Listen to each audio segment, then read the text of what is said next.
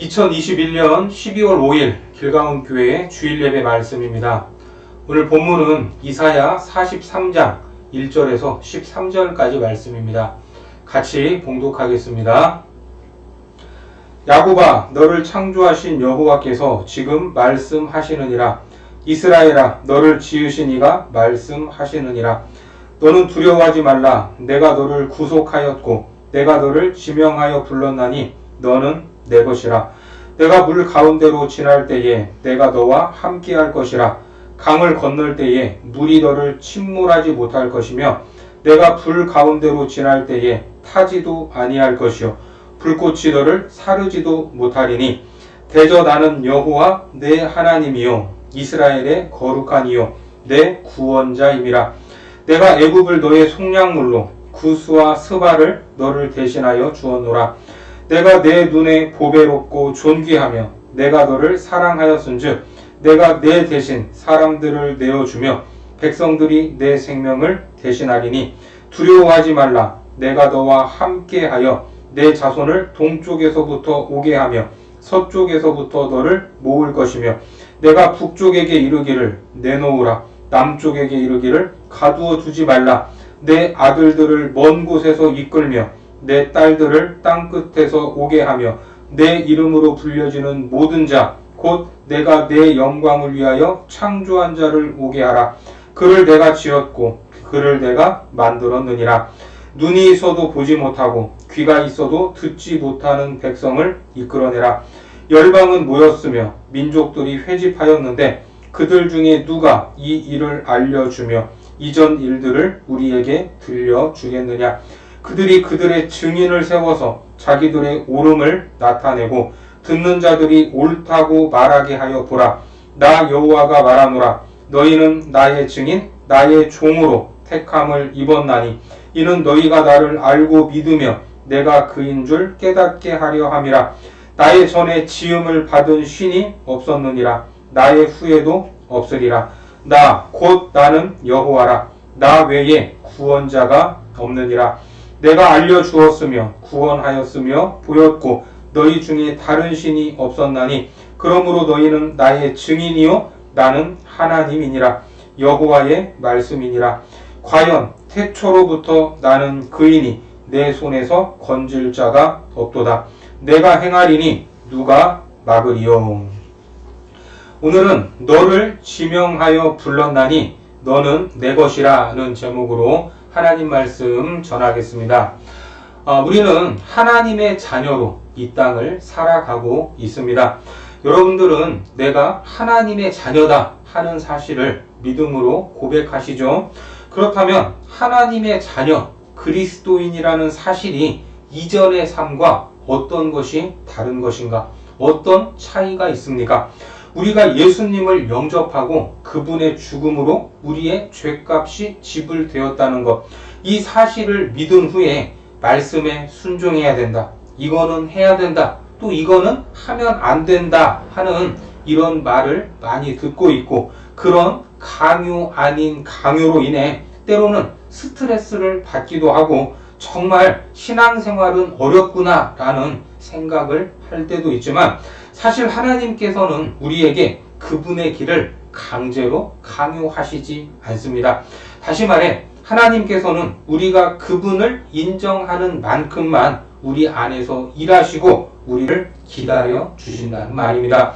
따라서 우리는 우리의 정체성, 그리스도인이라는 사실이 우리의 태도와 행동을 완전히 바꾸어 놓아야 하고 그래야만 하나님이 우리 안에서 역사하시고 일하시는 것을 경험하게 됩니다. 그래서 신약의 야고보 사도는 그리스도인이 된 후에도 입으로만 떠들고 정작 행동은 변하지 않는 사람들에게 많은 말씀을 했습니다. 그것이 바로 야고보서입니다. 거기에서 칭찬은 찾아보기가 힘든데 심지어 이런 말씀까지 했습니다. 야고보서 2장 14절 말씀에 보면 내 형제들아 만일 사람이 믿음이 있노라 하고 행함이 없으면 무슨 유익이 있으리요 그 믿음이 능히 자기를 구원하겠느냐? 여러분 이게 무슨 말입니까? 우리는 분명히 구원을 어떻게 받습니까? 믿음으로 받는다 이렇게 알고 있는데 믿음이 능히 자기를 구원하겠느냐 하고 반문을 하고 있습니다. 그러니까 말로만 하는 신앙생활은 의미가 없다는 것입니다. 행동하지 않으면, 삶으로 살아내지 않으면 그것은 믿음도 아니고 신앙도 아니라는 말입니다. 따라서 우리는 어떤 삶으로 나가야 되겠습니까? 믿음으로 사는 삶이요, 삶의 변화가 있는 방향으로 나가야 합니다. 어제보다 오늘 더 그리스도인답게 살아야 하고 오늘보다 내일 더 하나님의 자녀로서 합당한 삶을 살아내야 합니다. 그럴 때 하나님과 더욱 가까이 있게 될 것입니다. 이 말은 교회에 다니는 것과 그리스도인이 되는 것에 차이가 있다라는 말로 표현할 수 있습니다. 또 믿음의 행위와 믿음의 본질은 구별돼야 한다는 말로도 표현할 수 있을 것입니다. 따라서 믿음의 본질을 드러내는 믿음의 행위가 우리 삶 가운데 있어야 하고 하나님의 자녀로서 살아가기 위해 취해야 할 믿음의 태도가 있다는 말입니다. 그것이 무엇인지 한번 살펴보도록 하겠습니다. 오늘 본문을 보시면 하나님께서는 야곱, 이스라엘을 향해 말씀하고 계십니다. 본문 1절 말씀입니다. 야곱아, 너를 창조하신 여호와께서 지금 말씀하시느니라. 이스라엘아, 너를 지으신 이가 말씀하시느니라. 너는 두려워하지 말라. 내가 너를 구속하였고 내가 너를 지명하여 불렀나니 너는 내 것이라. 여기에 보면 야곱을 부르시고 이스라엘을 부르고 계십니다. 우리가 야곱도 많이 들어봤고 이스라엘도 많이 들어봤습니다. 야곱이라고 하면 한 개인이죠. 그리고 이스라엘이라고 하면 한 민족으로 우리는 이해를 할 것입니다. 하지만 여기서 야곱과 이스라엘은 같은 말입니다. 왜냐하면 야곱의 이름이 이스라엘로 바뀌었기 때문입니다. 창세기 32장 28절 말씀에 보면 그가 이르되 내 이름을 다시는 야곱이라 부를 것이 아니요 이스라엘이라 부를 것이니 이는 내가 하나님과 및 사람들과 겨루어 이겼음이니라. 특별히 하나님은 야곱, 이스라엘에게 있어서 어떤 분이십니까? 그들을 구속해 주신 분입니다. 구속, 이것은 대가를 지불하고 도로 찾아오는 것을 의미하는데 하나님은 이스라엘을 위해 친히 값을 치르셨다는 말입니다. 그분은 이스라엘의 보호자로서 모든 압제와 위협으로부터 이스라엘을 건져내셨습니다. 하나님이 이러한 약속의 보증을 하셨기 때문에 이스라엘은 더 이상 두려워할 필요가 없었습니다. 더구나 하나님이 이스라엘의 인생을 직접 지명하여 부르셨다고 말합니다. 하나님이 이스라엘을 야곱아 또는 이스라엘아 하고 부르신 것은 특별한 목적을 위해 직접적인 방식으로 야곱을, 이스라엘을 택하셨다 하는 것을 나타내는데 이스라엘은 하나님과 아주 특별한 관계에 있었던 것입니다. 이렇게 이스라엘의 구속자라고 밝히신 하나님은 그 백성에게 약속을 주고 계십니다. 계속해서 본문 2절 말씀을 보겠습니다. 내가 물 가운데로 지날 때에 내가 너와 함께 할 것이라. 강을 건널 때에 물이 너를 침몰하지 못할 것이며 내가 불 가운데로 지날 때에 타지도 아니할 것이요 불꽃이 너를 사르지도 못하리니. 여러분, 문자적으로만 보면 참으로 놀라운 약속입니다. 물 속에서도 불 속에서도 지키겠다는 이 말씀은 어떤 순간에도 함께 하시겠다는 약속이죠. 누구나 자기의 소유는 소중하지 않습니까? 하나님도 마찬가지로 이스라엘이 하나님의 소유이기 때문에 그들은 하나님의 특별한 관심을 받으며 보호받는 대상이 되는 것입니다. 또한 하나님은 자신의 소유인 이스라엘을 소중하게 다루시면서 그들과 함께 하실 것을 약속하셨습니다. 이것은 이스라엘의 안녕과 평안을 보장해 주시겠다는 하나님의 의지의 표명이었습니다. 이스라엘을 향한 하나님의 구속의 열매, 그것은 이와 같은 함께하심, 동행하심으로 드러나는데 실제로 하나님은 이스라엘을 애굽의 학대에서 구원해 내셨죠. 그리고 역사 속에서 받게 되는 강대국의 압제가 있을지라도 그 속에서도 그들을 능히 구원하실 것입니다. 본문 3절과 4절 말씀을 보겠습니다. 대저 나는 여호와 내 하나님이요 이스라엘의 거룩하니요 내 구원자임이라. 내가 애굽을 너의 속량물로 구스와 스바를 너를 대신하여 주었노라. 내가 내 눈에 보배롭고 존귀하며 내가 너를 사랑하였은즉 내가 내 대신 사람들을 내어주며 백성들이 내 생명을 대신하리니. 그러니까 하나님의 백성들은 모든 위기와 역경 가운데에 홀로 놓여 있는 것이 아니라는 말입니다. 하나님의 도우심을 경험하게 되고 항상 함께 하시는 임마누엘의 하나님을 목도하게 된다는 말입니다. 이 약속은 구원에 대한 확실한 보장을 의미하는데 더 놀라운 것은 이러한 은혜가 이 땅의 삶, 이 세상에서의 삶에서 끝나는 것이 아니라 영원 너머의 삶까지도 보장하고 있다는 사실입니다. 그렇습니다. 하나님의 자녀는 하늘나라의 삶을 맛보게 될 것입니다. 시편 133편 3절 말씀에 헐몬의 이슬이 시온의 산들에 내림 같도다. 거기서 여호와께서 복을 명령하셨나니 곧 영생이로다. 이것이 구속의 결과요 은혜입니다. 우리는 하나님의 이 약속을 굳게 믿어야 합니다. 그리고 그 약속이 믿음으로 살아가는 우리 안에서 성취되고 있고 궁극적으로 성취될 것임을 기대해야 하는 것입니다. 또한 하나님께 택함을 받은 자, 곧 하나님의 백성이 된 사람은 자신의 사명을 기억해야 되는데 택함받은 사람들의 사명이 무엇입니까? 택함받은 사람들의 사명은 자신을 선택하신 하나님의 뜻을 쫓아 하나님의 말씀을 선포하고 증거하는 증인으로서의 삶을 사는 것입니다. 이스라엘이 하나님의 종이요 그분의 백성으로 택함받은 이유는 그분의 증인이 되기 위해서입니다. 이스라엘이 선택받은 민족, 선민이 된 것은 하나님이 자신들을 위하여 행하신 구원을 열방에 널리 증거하는 사명 때문입니다. 본문 10절과 11절 말씀을 보겠습니다. 나 여호와가 말하노라. 너희는 나의 증인, 나의 종으로 택함을 입었나니 이는 너희가 나를 알고 믿으며 내가 그인 줄 깨닫게 하려 함이라. 나의 전에 지음을 받은 신이 없었느니라. 나의 후에도 없으리라. 나 곧 나는 여호와라. 나 외에 구원자가 없느니라. 그렇습니다.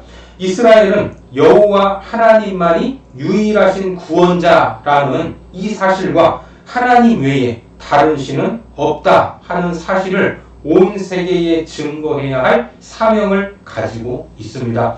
이러한 사실은 오늘날 하나님의 백성으로 살아가고 있는 우리들에게도 동일하게 적용이 됩니다. 우리는 우리를 보호하시고 인도하시는 하나님을 우리만 경험할 것이 아니라 열방에 전해야 할 책임이 있는 것입니다. 사도행전 1장 8절 말씀에 오직 성령이 너희에게 임하시며 너희가 권능을 받고 예루살렘과 온 유대와 사마리아와 땅 끝까지 이르러 내 증인이 되리라 하시니라. 우리가 이 사명을 충실히 이행할 때 사람들은 하나님이 어떤 분이신가를 알게 될 것입니다. 그러면 그렇게 하나님의 소유가 된 사람도 하나님께 어떤 말을 듣겠습니까? 너는 내 것이라. 오늘 이스라엘을 향해서도 너는 내 것이라 이렇게 말씀을 하셨는데 하나님의 것이 되었다라는 말은 무엇을 의미할까? 여러분 이런 말을 들어보셨죠? 100원을 주고 사면 그거는 100원짜리입니다. 1000원을 주고 사면 1000원짜리죠. 그러면 우리는 얼마짜리일까요? 우리는 바로 얼마 주고 샀습니까? 바로 예수님을 주고 샀기 때문에 우리는 예수님짜리입니다. 하나님이 예수 그리스도를 내어주시고 우리와 바꾸셨기 때문입니다. 앞서 말씀드린 것처럼 구속이란 값을 치르고 대가를 지불하여 사는 것입니다. 죄인이었던 인간을 예수 그리스도의 피의 값으로 사셨습니다. 이렇게 구속된 사람들의 인생, 그 인생의 주인은 더 이상 자기 자신이 아니라 하나님이십니다. 우리의 주인은 우리 자신이 아니라 하나님이심을 믿음으로 고백하시기 바랍니다. 내 시간, 내 몸, 내 소유, 내 지식, 내 건강, 모든 것이 다 하나님의 것입니다. 사실 구원받은 우리에게는 내 것이라고 주장할 만한 것들이 하나도 없고 내 것이라고 말할 권리도 없는 것입니다. 따라서 구속된 사람들은 자신들의 인생을 자신들의 마음대로 살아서는 안 됩니다.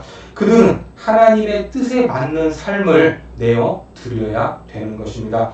그래서 하나님께서는 구속된 사람들을 그분의 증인으로 부르신 겁니다.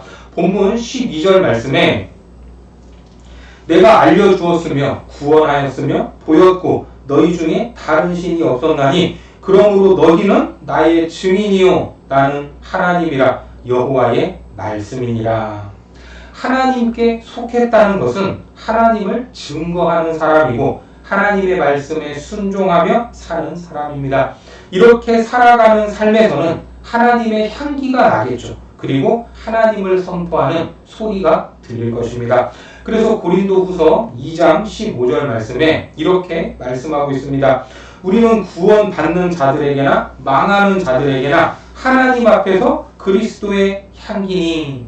이러한 하나님의 특별한 선택은 이 세상의 삶을 넘어 영원까지 이어진다는 것을 믿으시기 바랍니다.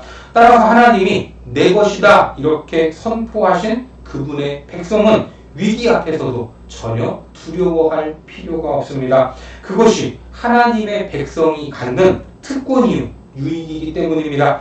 그렇게 하나님은 택한 백성을 모든 어려움과 위기에서 건지시고 보호하신다는 것을 기억하시기 바랍니다.